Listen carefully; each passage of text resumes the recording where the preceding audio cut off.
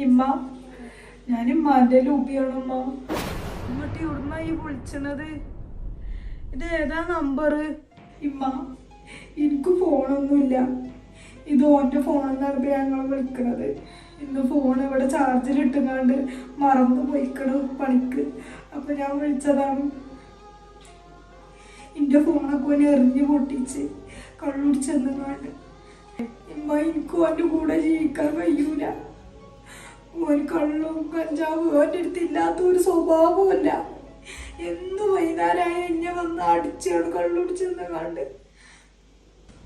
ഇപ്പൊ ഞാനാണെങ്കിൽ 2 മാസം ഗർഭിണിയാണമ്മ. അതൊക്കെ തന്നെയല്ലേ എനിക്ക് ഇമ്മയും ബാപ്പയും പറഞ്ഞു തന്നത്. 6 മാസമായിട്ട് എനിക്ക് അതന്നെയല്ലേ ഇനിയോ പറഞ്ഞു നീനിയത്. ഇജതൊന്നും വിശ്വസിച്ചാതെ പോയിട്ടല്ലേ. അനക്കറിയോ ഇജ് പോയിന്റെ പിറ്റേന്ന് പ്രഷർ